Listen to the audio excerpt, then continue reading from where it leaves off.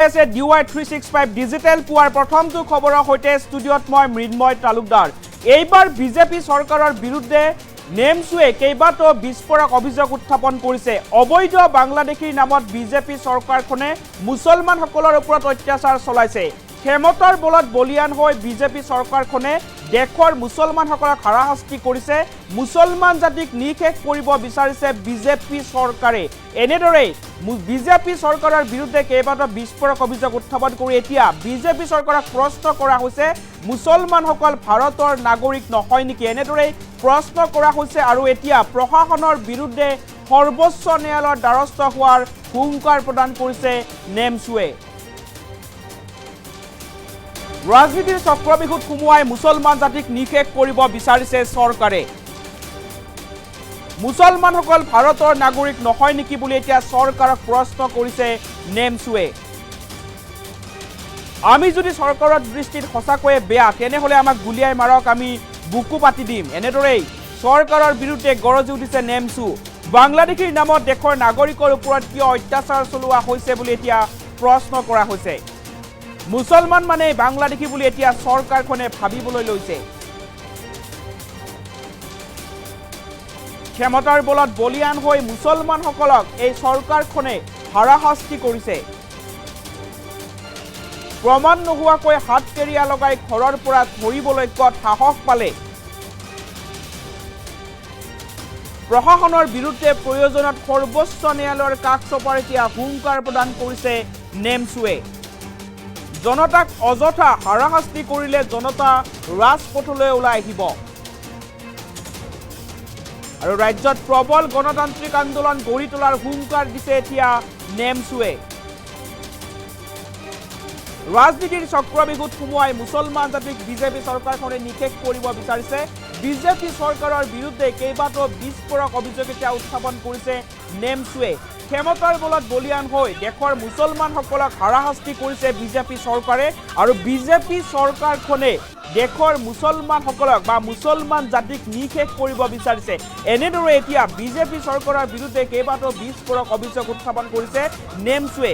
বাংলাদেশীৰ নামত দেশৰ নাগৰিকসকলৰ ওপৰত কিয় অত্যাচাৰ চলোৱা হৈছে বুলি বিজেপি চৰকাৰখনক নেমছুৱে প্ৰশ্ন কৰিছে আৰু কৈছে যে মুছলমান মানে এতিয়া বিজেপি চৰকাৰখনে বাংলাদেশী বুলি ভাবিব লৈছে। আৰু যদি দেশৰ মুছলমানসকল সঁচাকৈয়ে বেয়া বা বিজেপি চৰকাৰৰ দৃষ্টিত বা প্ৰশাসনৰ দৃষ্টিত যদি মুছলমানসকল বেয়া তেনেহ'লে আমি বুকু পাতি দিম, আমাক গুলিয়াই মাৰক। এনেদৰে এতিয়া বিজেপি চৰকাৰক চেলেঞ্জ কৰিছে নেমছুৱে। কিন্তু প্ৰমাণ নোহোৱাকৈ কেনেদৰে হাত কেৰিয়া লগাবলৈ সাহস পালে প্ৰশাসনে সংখ্যালঘু লোকসকলৰ ওপৰত? এনেদৰে এতিয়া নেমছুৱে চৰকাৰক প্ৰশ্ন কৰিছে আৰু চৰকাৰখনৰ বিৰুদ্ধে কেইবাটাও বিস্ফোৰক অভিযোগ উত্থাপন কৰিছে এতিয়া নেমছুৱে। আৰু যদি সংখ্যালঘু জনতাক বা সংখ্যালঘু ৰাইজক যদি অযথা প্ৰশাসনে আৰু বিজেপি চৰকাৰখনে হাৰাশাস্তি কৰে তেনেহ'লে এইবাৰ ৰাজপথলৈ ওলাই আহিবলৈ বাধ্য হ'ব মুছলমান। এনেদৰে এতিয়া নেমছুৱে বিজেপি চৰকাৰৰ বিৰুদ্ধে কেইবাটাও বিস্ফোৰক অভিযোগ উত্থাপন কৰিছে আৰু প্ৰশ্ন কৰিছে যে মুছলমানসকল ভাৰতীয় নাগৰিক নহয় নেকি বুলি প্ৰশ্ন কৰিছে। আৰু যদিহে মুছলমানসকল প্ৰশাসনৰ দৃষ্টিত আৰু বিজেপি চৰকাৰৰ দৃষ্টিত বেয়া তেনেহ'লে গুলিয়াই মাৰক, প্ৰতিজন মুছলমানে বুকু পাতি দিব। এনেদৰে এতিয়া বিজেপি চৰকাৰক প্ৰত্যাহ্বান জনাইছে নেমছুৱে। আমাৰ হাতত মন্তব্য আছে, মন্তব্য আগবঢ়োৱাৰ চেষ্টা কৰিম। মুছলমানসকল কি ভাৰতৰ মানুহ নহয় নেকি? হিমন্ত বিশ্ব শৰ্মাৰ যিমান অধিকাৰ আছে, প্ৰধানমন্ত্ৰী নৰেন্দ্ৰ মোদী ডাঙৰীয়াৰ যিমান অধিকাৰ আছে, ভাৰতবৰ্ষৰ প্ৰতিটো জাতি জনগোষ্ঠীৰ লোকৰ লগতে মুছলমানসকলৰ অধিকাৰ আছে। আমাৰ ৰাজনৈতিক অধিকাৰ তেওঁলোকে কাঢ়ি ল'ব বিচাৰিছে। তেওঁলোকৰ ক্ষমতাৰ মানে দখল কৰাৰ কাৰণে আমাক সাম্প্ৰদায়িক ৰাজনীতিত তেওঁলোকে চক্ৰবেহুত পেলাই আজি ৱাকফৰ সম্পত্তি ল'ব বিচাৰিছে, কাইলৈ মুছলমানক অত্যাচাৰ জেলত ভৰাব বিচাৰিছে, পৰহি দিনা আৰু এটা কিবা কৰিব, তাৰ পিছদিনা আৰু এটা কিবা কৰিব। মানে এই জাতিটোক কেনেকৈ নিশেষ কৰিব পাৰি, বৰবাদ কৰিব পাৰি, তাৰ কাৰণে এই চৰকাৰখনে চক্ৰান্ত চলাইছে। গতিকে মই আপোনালোকৰ জৰিয়তে এটাই অনুৰোধ জনাওঁ যে আমাক মানুহ হিচাপে জীয়াই থাকিব দিয়ক।